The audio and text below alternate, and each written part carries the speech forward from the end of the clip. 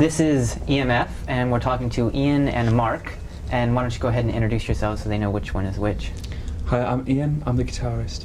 I'm Mark, and I play drums. And my first question is, I'd like to know what EMF stands for.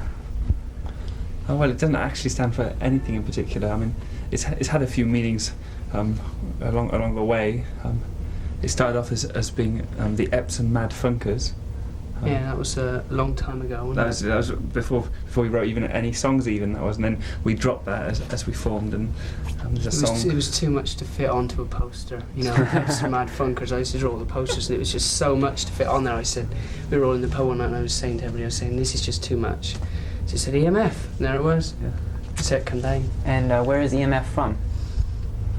The name or the band? The band. We're from Gloucestershire. Southwest England.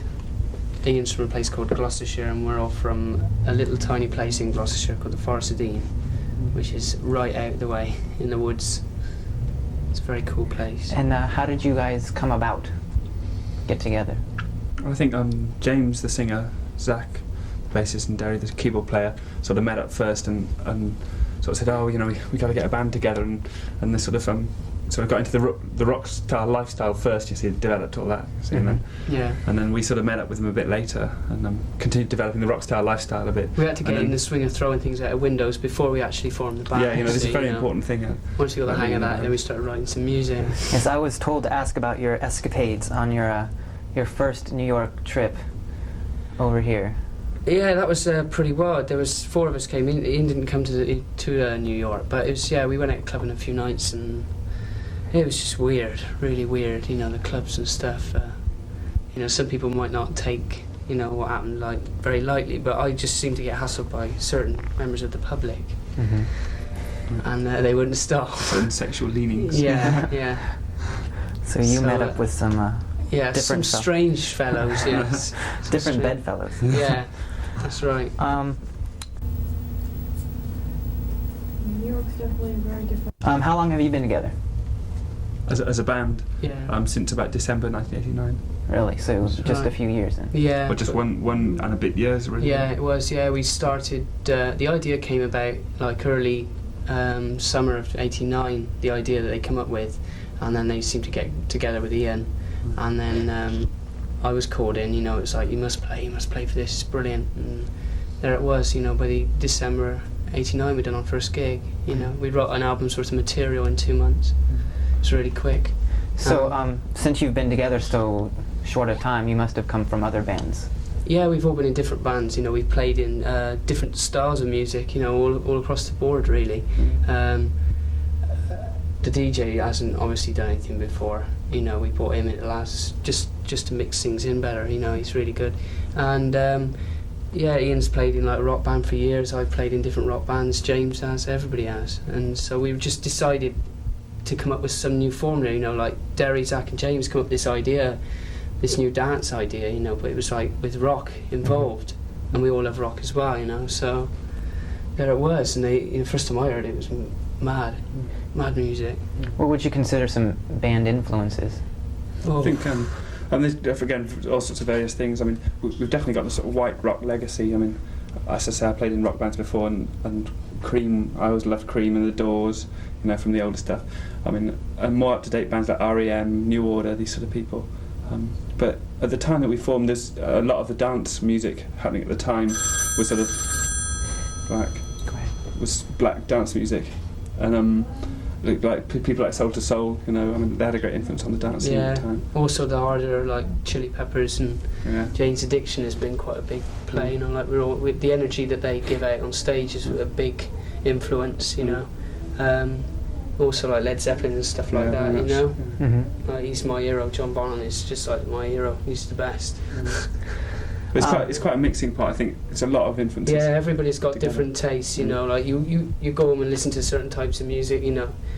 Just suit your taste of the day. And it just so many varied tastes, and it's brilliant. With all these influences, how does the music writing come about? Is it a group effort or? Well, it's mainly Ian. I mean, I come up with ideas first, but we do work as a band. I mean, often I work in the studio. I have a little studio in my bedroom, and I come up with an idea and take it to the rehearsal room where everybody plays together, and that affects it in a certain way, and like we play it live, you know, get the guitars and the live drums and all these sort of things start happening on it, and then I go back into the studio and change it a little again, and it's a sort of to and fro process using the sort of studio dance techniques and using the sort of live rock techniques, and I'm putting the two together, and eventually you sort of fine tune it until eventually you've got an EMF song. Yeah. Okay, and you have an album coming out in May, I believe. Yeah, May 7th. May 7th, yeah. And the title of the album? Schubert Dip. And how did you come out with a name like that? I don't know, just something that popped up that seemed appropriate somehow. Yeah, it was just like long conversations on buses and stuff like that on the road, and we were just like thinking of the name, and it just there's a little one of the samples we use in the live set is from a radio broadcast of a Schubert song cycle, and it goes on about, I mean, it's a sort of very BBC English voice talking about a Schubert song, and it says, you know, it was mentioned a bit, so we thought that sounded interesting. And we had a bit of humour. There's a sweet in England called a sherbet dip, and so we thought it was like good combination. Yeah, that's right. On this new album, what's your favourite tracks off the album? Mark, what's yours? I've got a couple actually. Like I only, you know, it's just like you listen to them so many times and you just get, you know, you just pick them. You know, like Unbelievable isn't my favourite anymore because I've heard it so often. I've been playing it, you know, for so long. But yeah, there's some really good ones on there. Travelling Not Running is a wicked song. It's really Travelling good. Not Running is mine. Yeah, you know, it's really good. And When You're Mine is a good one. Does this album contain all new material? Did you write all new material for the album? Yes. So none of these original material. So none of these songs were around when you first started. Well, they were all around when we first started, but that's only we wrote them all in, as I say, in a month when we first started. You know, I mean, it's not that long ago. We've barely had a chance to write any new material. Yeah. And back to England in April to work on the second album, hopefully. It's the thing we had a couple of months when they come up with the idea for the band. Somebody had arranged a gig at Christmas time, just as like a party, you know. So we had like a month or a month and a half to write a load of songs to perform at this gig, you know, and we done it, and it was like massive response, wasn't it? It was just like for a party, and like within 2 or 3 more gigs later on, EMI were at the gig saying, "Oh, we want to sign you, we want to sign you," and like we hadn't taken it seriously. We weren't that business minded about it, you know. No, we were just doing these gigs, enjoying and all it, of a you sudden know. these EMI reps are here. Yeah. That's great. What would you consider each of you your best experience playing live? Which gig? Amsterdam.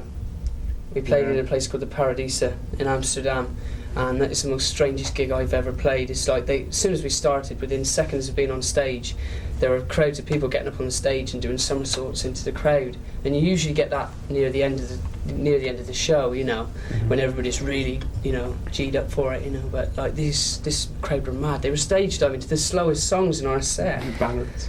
Even like in between the songs, when you're just chatting to the crowd, somebody's up on the stage and throwing themselves off at first. It's like, what goes on?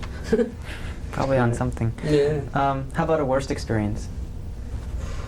We played a gig with Carter in London. Wow. And Carter is it's quite a violent audience. This band, I don't know if you've heard of them, and we're quite sort of a high profile band, and they decided to start throwing glasses at us, but also they sort of loved it. So we play a song and they were going whoa like this, and then in between they're throwing glasses and you know, shouting at us. So we got in the audience, started, you know, fighting and stuff. Oh, it was mad. And drawing blood. And I mean, we were fighting with the audience one moment, and then playing, and everyone was going wild. And it's just like, I mean, some of the reviews said like White Riot, The Clash, and stuff. It was like total we manic. used every up tempo number in the set just to do this short set. Like as soon as we walked out on stage, it was just like a massive bombardment of stuff, you know, like peanuts and glasses and cans. You know, it was just like ducking everything, you know, covered in drink, weren't we? It's great. Yeah, it was mad. Actually, that could be one of the best ones. That could have been one of the better ones, but it wasn't very nice at the time. How about if you could play anywhere in the world, where would you like to play? Your choice, anywhere. The Seychelles or something. I'd settle for Wembley. Once I've played Wembley, I'll be. Wembley is in London. In London, England. You know, it's very big. It's quite an institution playing Wembley, and I get into a stage where you play Wembley. That's So there's not anywhere momentous. else really bigger than that, is there? Well, since you've kind of just shot up so quickly, where do you see the band heading in the next few years? It's difficult to say because we shot up quickly. I mean, we're not the sort of band that has planned out our career, and as I say, we played in sort of back room of a pub, and then a couple of gigs later, EMI were there, and we didn't look that far ahead. We're not that contrived, and I mean, the same with the future in the next couple of years. I mean, we shall go and write some more songs and see how it comes out. I mean, I think there's enough talent in the band to go on that long, but it's just as long as we keep enjoying it, I think there's a long future perhaps. Okay, well, I'd like to thank you both for sitting with us and talking with us. It's all right. And I hope your San Francisco experience is much better than your New York one. Although there might be more of a chance of you meeting those people here. That's what I've heard. Thanks. Okay, thank you. Thank you. Great. I just want to do a promo.